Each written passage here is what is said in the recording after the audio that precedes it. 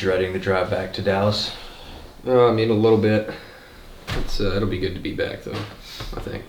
There you go. Yeah. Well, welcome back to the channel, Pursell. Here with the legendary Matt Scharff. Very early in the morning, because he's a legend. And getting up and doing this. I'll bust through this, but like I asked the guys last night, what was kind of your first emotion that kind of came over you when you came here for the first time, and did that emotion translate coming back to the farm a couple years later?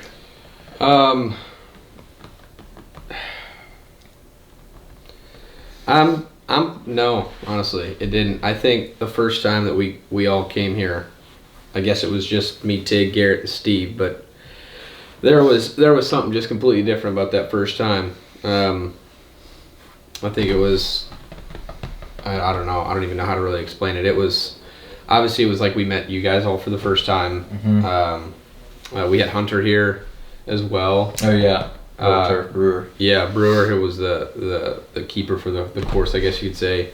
So we just had like a little bit different vibe, because nobody really knew each other. We had no idea what we were getting into. We had nothing, like we knew nothing about like how good the course was. It was just,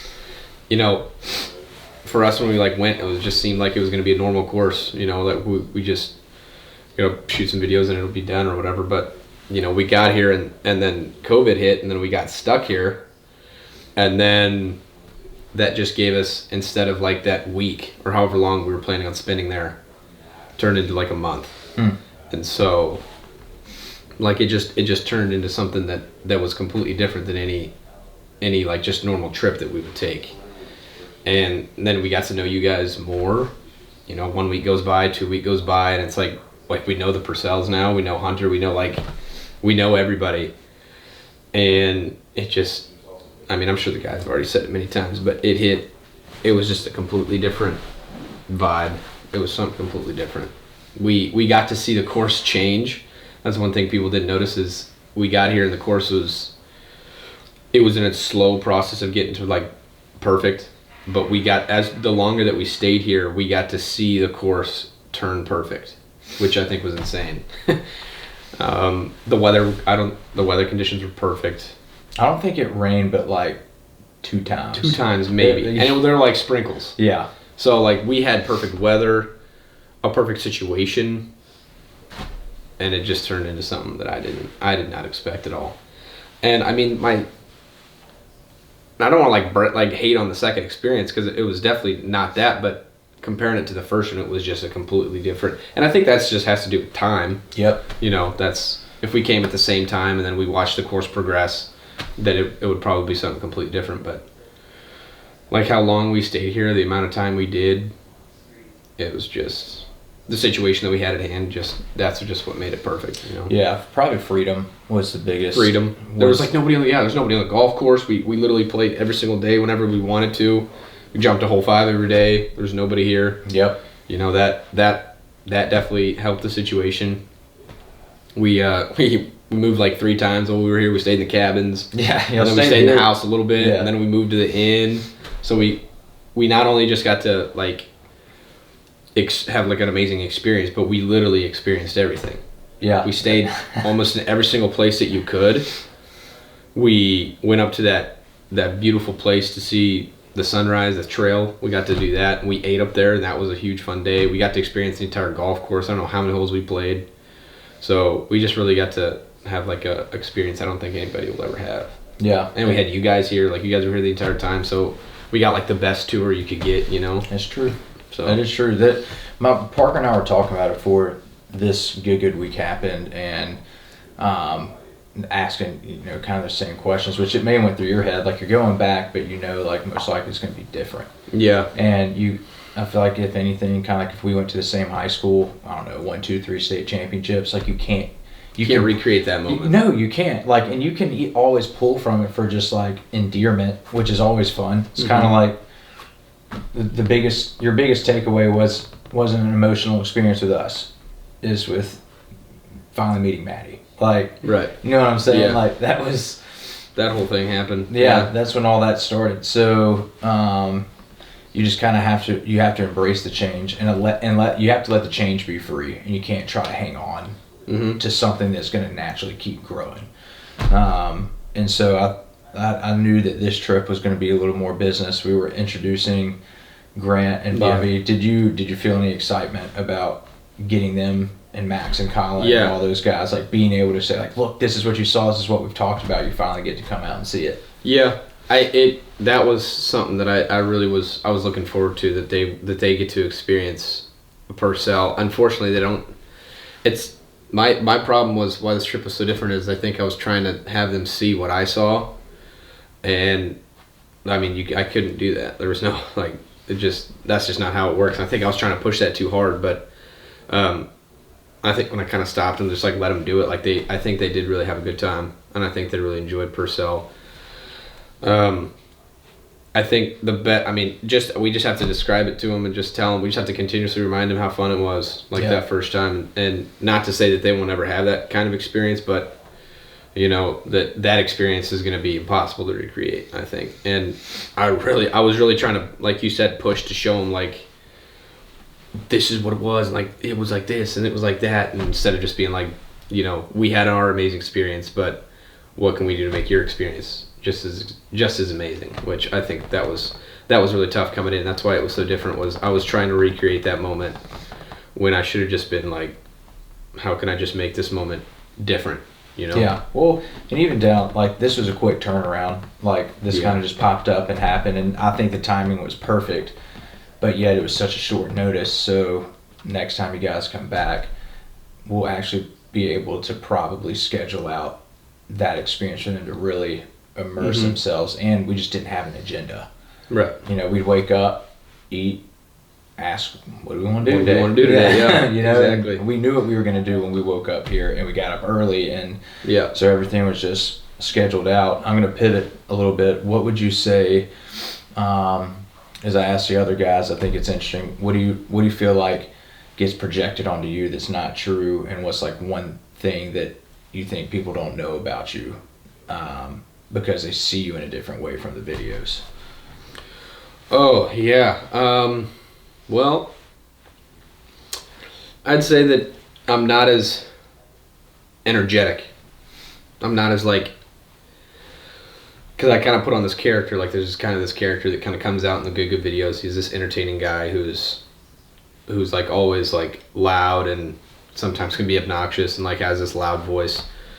But like in person, it's just really, he's still there. Like he can still get to that point, but it's just a lot less. It's just a lot less. It's a lot smaller. It's like you would think like if you see me in the videos, it's like, okay, this guy's gonna be impossible to talk to. And I think that's the problem. A lot of people think, oh, man, Matt, he's a huge energy ball. It's gonna be impossible to talk to him because he's gonna be all over the place. But I'm not. I'm really.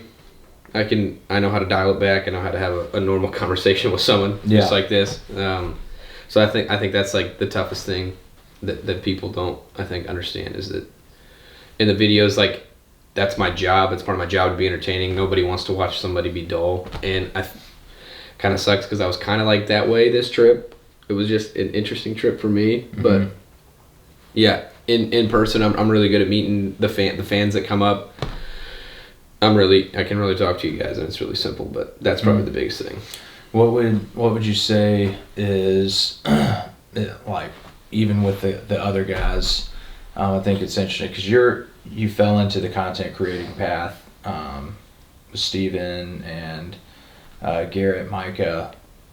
You went through your whole Bro 5 thing, but like it still fed something you want to do. I know we've talked about, acting's a huge passion of yours. Like where do you want to end up down the road? Like, say Matt looks back, where does he want to be in 10 years? Because you are like, dude, even though I did mascot stuff and I couldn't talk, like the way you put this character together, it's like, it's flawless. I mean, it is. It's cool, and it draw the character you've built.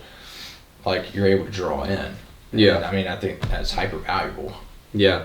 I mean, yeah, acting is definitely it's a huge passion for me. I'm lucky that I was able to kind of put both together, put golf because that was my passion, kind of like, I'd say a little, not like before acting, but it was like right there. Like I started acting or golfing when I was like 10, and I'm 22 now, so it's been, good some of 12 years. So golf has been just a big part of my life, is acting. And I did 4 years in high school, and I was playing before high school when I couldn't play, and then I did a little bit in college as well. And I think I really wanted to make golf something. I wanted to find a way that I could compete at a higher level, but then I started getting with Garrett and doing the videos for him, and kind of getting involved in YouTube, and I was like, well, this is kind of fun.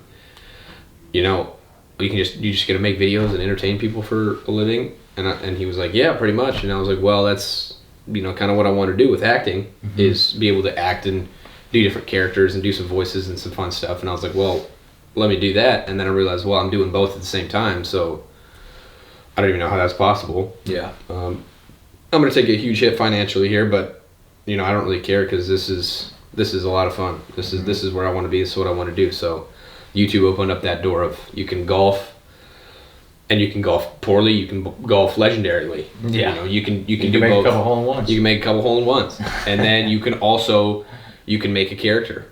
Make who do you want to be on? What's your camera presence? What does that want to be? So now you get to have fun creating a character, and so then I got to do both, and that was amazing. So now I'm kind of like, I was in my first movie not too long ago, a horror film. What's the name of the horror film? It's called Happy Birthday. Happy Birthday. Yeah, and it's a really, really good film. It's gonna be a lot of fun. The director, Chris, you were amazing. I was with Maddie, so I got to be with Maddie while we did that. She was a lead, and I played a secondary role. And once I was done with that, I was like, I really had a passion for acting. I didn't really get to see anything. Like, I didn't really get to do anything. I did some theater acting, but once I was finally in that, I was kind of like, wow, I do really actually enjoy this. Felt like putting a glove on. Yeah, because there was a chance that I would not like it, because I did theater all high school, all college. Like, I knew what theater was, but I had no idea what film acting was. I kind of had a little bit going in just because I've been on camera with YouTube, which kind of helped a little bit. Yeah. As far as like getting the nerves out and stuff. So once I was done with that, I was like, I actually really enjoy this. So I think acting is definitely in the future. I'm not quite sure how that looks right now with Good. It's definitely going to be like after. Maybe I can continuously like try to find some weeks to go film something, but yeah, that's definitely the play moving forward for sure. Yeah, no, that's cool. Would you say, and just a couple more questions wrapping up, but what would you tell, the Matt of now, tell the young Matt starting his acting, creative pursuit, back when he risked it all? What pitfalls would you tell him to avoid, and like what things would you tell him to be like, hey, like watch out, like heading down this path? Like it can be a great path, but don't like watch out for these mistakes or these things that can trip you up along the way. Yeah, that's a good question. It'd be tough, because I'd want to tell him a lot of things, but at the same time I'd honestly want to tell him nothing, because I feel like he figured it out. I really do. Like, I think avoiding some of the pitfalls would have helped some of the friendships and potentially help them grow a little bit better, but also some of the pitfalls that I had to go through helped me get to Madison, and in a weird way, like I don't want to lose that. I wouldn't want to lose that. Give up some pitfalls and lose Maddie. That would have been. I probably wouldn't want to do that, but I would honestly I would tell him to, don't let your on-camera presence and the things that you see on camera, all the comments, all the negativity that you see, don't let it affect your life, because it will. Don't fixate on that one comment. Don't let it ruin you, because it has put me in some tough spots. Just like you see thousands and thousands of amazing comments, but unfortunately we still read that one comment that honestly all your friends would be like, oh, it's just some BS, but somehow it hits because maybe there's some truth in it. Yeah. And that's what I unfortunately do a lot, which sucks. But I would just tell him, like, you're going to see lots of negative stuff. You're going to read those comments, and they're going to ruin your day. And don't try to avoid reading the comments either, because I think that's the dumbest thing you can do is when you just, I'm just never going to look at another comment, because they're going to pop up. That's just how it works. But if you read them, you analyze them. You're like, all right, that's all right, and you try to find a way to move on. That's probably the biggest advice I could give them, because that's where a lot of my pitfalls came in from then till now. Was this high energetic guy who could read some comments. It would, honestly, it would like fly over me. I wouldn't care. Yeah. But more and more and more and more and more, as I kept growing and more people were coming in, more people were flooding in, and then, you read a couple more. You read more than just one. You read like 10, 15. Yeah. There's 1,000 comments, but now there's 15 instead of 100. There's one. Yeah, so you kind of get excited about reading all the good ones, and then you see that bad one, and it just crushes your soul. So I would tell them, like, hey, don't try to avoid the comments. Read them. Take them with a grain of salt. Understand that this is where you're supposed to be. This is the path that's been laid out for you, and you have the opportunity, you have the chance to get off the path, but you're gonna lose all of these things that you gained walking down this path. And this path has some thorns. It's got lots of thorns, and the road ain't smooth. But this road, there isn't even a road on this one. Yeah. So I would just tell them to stay on it. You're gonna go through some tough, very, very tough stuff, some very emotional stuff, but you're gonna get through it, and you're gonna end up over here. Yeah. So that would be it. Yeah. And the final question would be, what are you taking away for yourself from this trip? Not like physical, but just like in here. Did you feel like the farm was able to give you, just by coming back, or something you feel like you gained clarity on, just being able to take something intangible away from this trip, or the short amount of time you came? Because, I think we all know that y'all will be back soon. Mm-hmm. Yeah. But from this trip, what are you taking away for yourself? Not for anyone else, but for Matt. Yeah. I'm definitely going to take away that changes. It's going to happen for sure. But just finding a way to accept it, honestly, because, like I said, this trip for me was different, very, very different from the last time that I was here, for sure. It was a lot more emotional, and maybe some of that had to do with, I think, coming back to Pursell and it not being the same as the first time. Mm-hmm. And I think that maybe that just made me upset. I was just upset at myself that it wasn't the first time, and I was trying to fight so hard for it to be the first time. Mm-hmm. And that was just, I think that's what just crushed me a little bit. It was just a really, really weird week for me, for sure. But yeah, it would just be that, like, change is inevitable. It has to happen. Not everything, you don't get to do everything the same, Mm-hmm. Like, do I want this experience to be like the first? Absolutely. Yeah. But I think this trip has showed me that you don't necessarily need that. Like I think moving forward, I'm going to say every single trip at Pursell Farms needs to be different.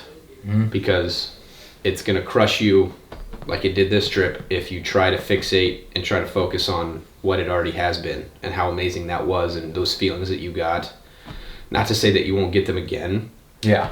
But nobody's made a hole in one on hole 5 yet. So that's true. Ain't nobody made a one on 17. That's also so there true. is lots of stuff to be had out here. There's lots of great memories. That's just 2 that are meant to be had out here.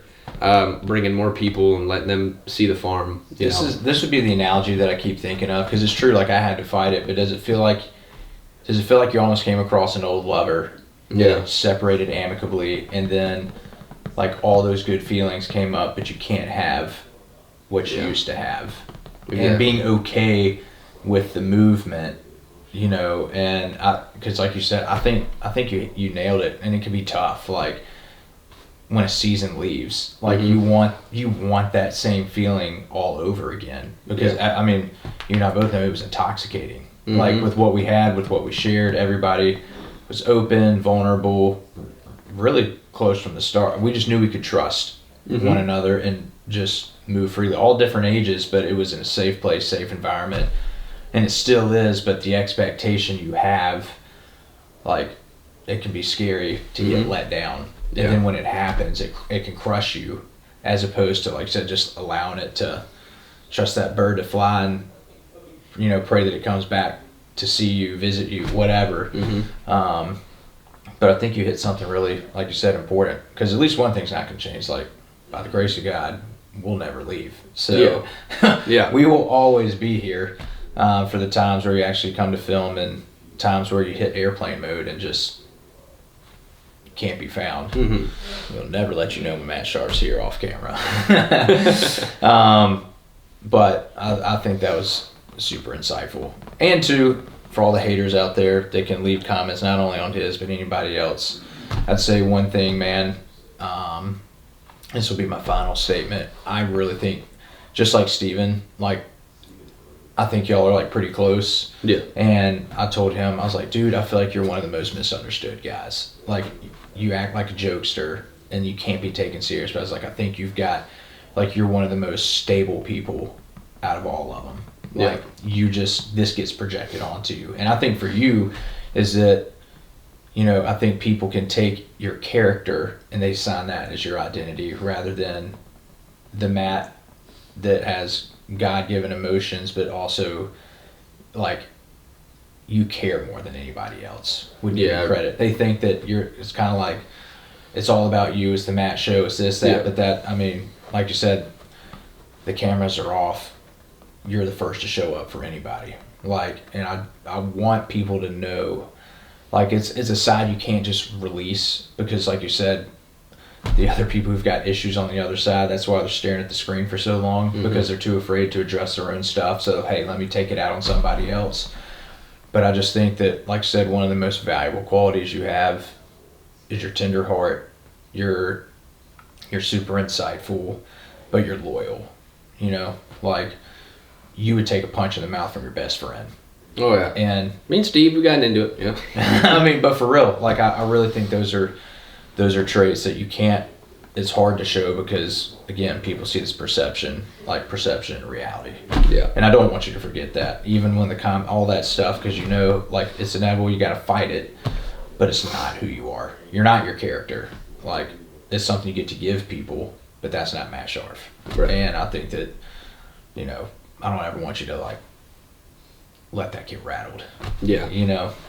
For sure.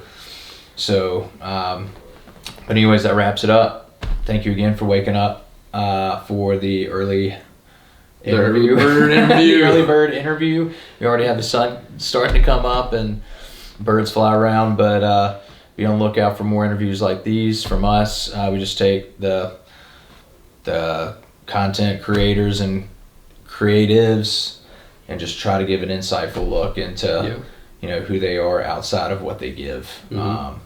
So thanks for showing up and showing out this past week. I know we'll see each other soon. Absolutely. This was fun. Love Pursell.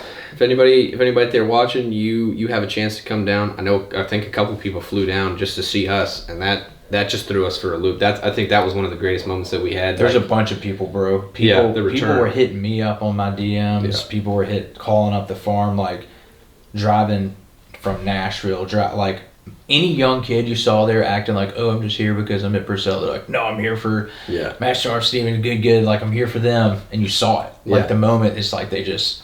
And that's part of, like, accepting the change. Because that was amazing to see. Like, somebody drove, like, I don't know how long. It was a long ways away just to be at Pursell because they knew we were going to be there just to see us. Like, those are some of the moments that we didn't have in the beginning.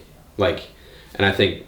that's like you talked about, having some of that change. Like, that is absolutely amazing to see. So yeah, I mean, Pursell, it's always as tough as this one was. I still think there was some really, really good moments that, you know, I got my little book that I'm writing, so I'll make sure that I write it in there and talk about how amazing and how different this experience at Pursell was. But yeah, I can't wait to come back, and hopefully my mind's cleared up a little bit and I got a little more clarity and I can, you know, try and enjoy it a little bit more. But, you know, yeah, this was, Pursell was always I mean, you could be having the worst day of your life and still he can still find something here at Pursell. You know what I'm saying? Yeah. So No, change is scary, but change is good. Yeah. And we'll always be here. Yeah. That is one thing you can count on.